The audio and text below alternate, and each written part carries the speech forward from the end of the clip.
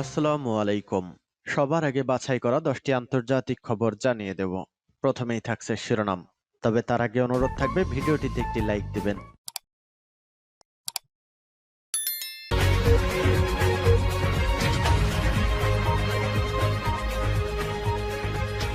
আসসালামু আলাইকুম। বিবিসি বিশ্ব সংবাদে আপনাকে স্বাগত। শুরুতেই সংবাদ শিরোনাম, পরে বিস্তারিত।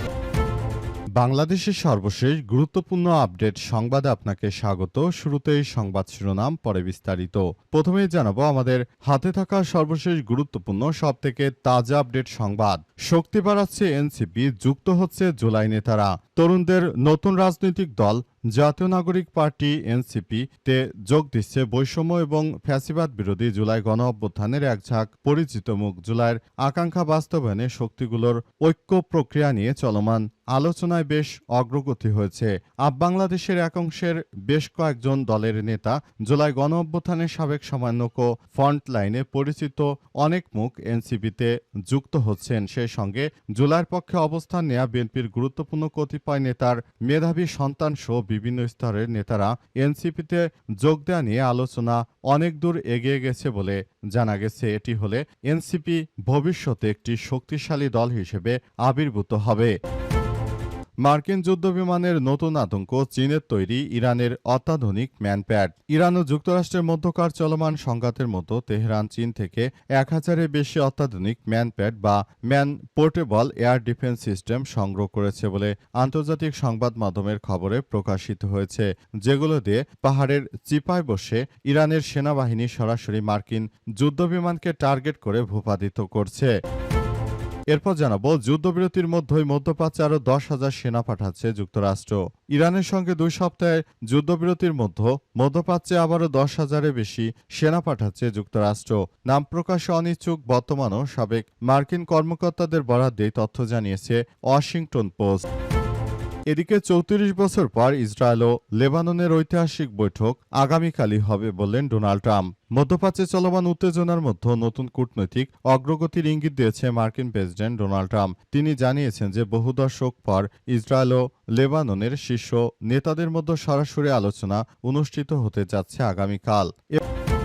এবারে জানাবো, ফের গণমিছিলে ডাক 11 দলীয় ঐক্যের। জুলাই সনদ সংস্কার বাস্তবায়নের কার্যকর পদক্ষেপ গ্রহণের দাবিতে 18 তারিখ থেকে 2 মে পর্যন্ত নতুন কর্মসূচির ঘোষণা করেছে 11 দলীয় জোট। কর্মসূচির মধ্যে রয়েছে 18 এপ্রিল রাজধানী ঢাকায় গণমিছিল, 25 এপ্রিল ঢাকা ছাড়াও সব বিভাগীয় শহর এবং 2 মে সব জেলা সদরে। মার্কিন বিমানের নতুন আতঙ্ক, চীনের তৈরি ইরানের অত্যাধুনিক ম্যানপ্যাড। ইরান ও যুক্তরাষ্ট্রের মধ্যকার চলমান সংঘাতের মধ্যে তেহরান চীন থেকে 1000-এর বেশি অত্যাধুনিক ম্যানপ্যাড বা man portable air defence system সংগ্রহ করছে বলে আন্তর্জাতিক গণমাধ্যমে খবর প্রকাশিত হয়েছে। ফেব্রুয়ারিতে যুদ্ধ শুরুর পর থেকে ইরান ইতিমধ্যে বেশ কিছু মার্কিন যুদ্ধবিমান ভূপাতিত করেছে, যার মধ্যে F-15 এবং A-10 থান্ডারবোল্ট অন্যতম। যদিও চীন তেহরানকে অস্ত্র সরবরাহের বিষয়টি বারবার অস্বীকার করে আসছে, তবে শেষ পর্যন্ত এসব বিষয় মার্কিন গণমাধ্যম এসব বিষয় নিয়ে তারা কথা বলেছে এবং তারা কিছু বিষয়ে ক্লু দিয়েছে। জানা গেছে যে তারা ইরান বর্তমানে চীনের কাছ থেকে কিছু প্রযুক্তি কিনেছে এবং এই প্রযুক্তি কেনার ফলে মূলত বিষয়গুলো এবার সামনে এসে ধরা পড়েছে। এই প্রযুক্তি দিয়ে মূলত মার্কিন যুক্তরাষ্ট্রের এই বিমানগুলোকে ভূপাতিত করেছে ইরানের বিপ্লবী গার্ড বাহিনীর সদস্যরা। তারা সবকিছু নিজেদের মতো করে নিয়ন্ত্রণের চেষ্টা চালিয়ে যাচ্ছে। পুরো মধ্যপ্রাচ্য জুড়ে যে ধরনের সংঘাতময় পরিস্থিতি এবং যে জটিলতার সৃষ্টি হচ্ছে, এর জন্য আসলে দখলদারেরা কোনোভাবে দায় এড়িয়ে যেতে পারে না। সবকিছু পরিস্থিতি নিয়মতান্ত্রিকভাবে করা হচ্ছে এবং পুরো মধ্যপ্রাচ্য জুড়ে এই সংঘাতময় পরিস্থিতি তীব্র থেকে তীব্র আকার ধারণ করছে। আমরা মনে করি যে এই সংঘাত কারো জন্যই ভালো হবে না। সংঘাত যত দ্রুততম সময়ের মধ্যে শেষ করা যায়, সেটি সবার জন্য একটি ভালো বিষয় বয়ে আনতে পারে। তাছাড়া সবার জন্য এটা অনেক ধ্বংসাত্মক একটি ব্যাপার হয়ে দাঁড়াবে। যুদ্ধবিরতির মধ্যে মধ্যপ্রাচ্যে আরও 10,000 সেনা পাঠাচ্ছে যুক্তরাষ্ট্র।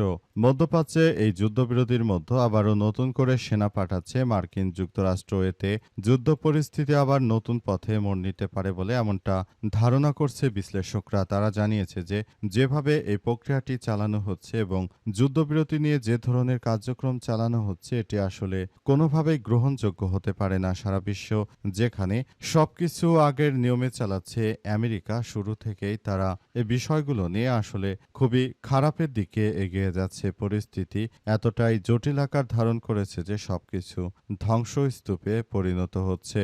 মধ্যপ্রাচ্য জুড়ে দখলদার ইসরায়েলি বাহিনী যে ধরনের কার্যক্রমগুলো চালিয়ে যাচ্ছে এটি ইরান কখনোই মেনে নেবে না।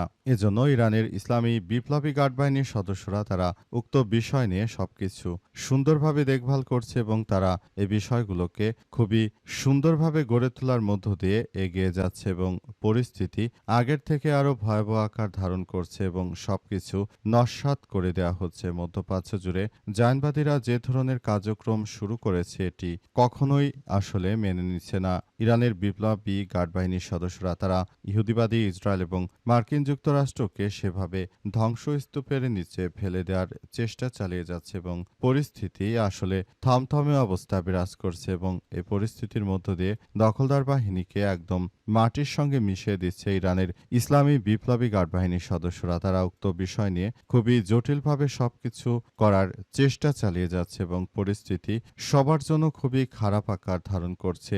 খুব দ্রুততম সময়ের মধ্যে যুদ্ধ পরিস্থিতি আবারও পাল্টে যেতে পারে। ৭৪ বছর পর ইসরায়েল লেবাননের ঐতিহাসিক বৈঠক আগামীকালই হবে বলেন ডোনাল্ড ট্রাম্প। মধ্যপ্রাচ্যে চলমান উত্তেজনার মধ্যে নতুন কূটনৈতিক অগ্রগতির ইঙ্গিত দিয়েছেন মার্কিন প্রেসিডেন্ট ডোনাল্ড ট্রাম্প। তিনি ঘোষণা করেছেন যে দীর্ঘদিন পর এবারের যে যুদ্ধবিরতির বৈঠক হতে চলেছে এটি আসলে কখনোই কোনো খারাপের দিকে যাবে না, বরং সবকিছু ভালোর দিকে যাবে। আমরা মনে করি যে যুদ্ধ যদি এভাবে চলতে থাকে তাহলে পরিস্থিতি আরও জটিল আকার ধারণ করতে পারে। তাই সবাইকে বলবো আপনারা যুদ্ধ বন্ধ করে দিন। মার্কিন প্রেসিডেন্ট ডোনাল্ড ট্রাম্পের এমন মন্তব্যের পরেই আসলে বিশ্বজুড়ে ইহুদিবাদী ইসরায়েল আবার লেবাননের উপর আক্রমণ বাড়িয়েছে।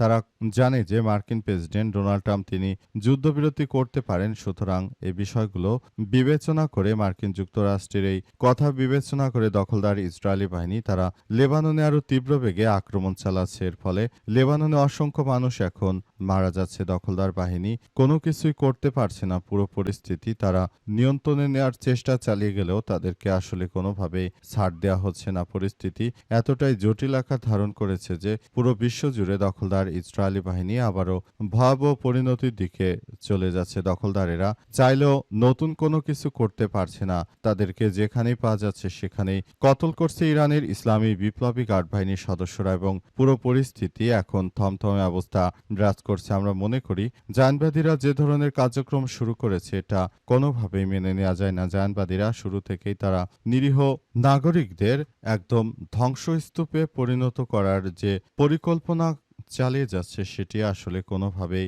আর মেনে নেওয়া সম্ভব নয়। দখলদারদের একদম মাটির সঙ্গে মিশিয়ে দেওয়া হচ্ছে। ফের গণমিছিলে ডাক ১১ দলীয় ঐক্যের। জুলাই সনদ সংস্কার বাস্তবায়নের কার্যকর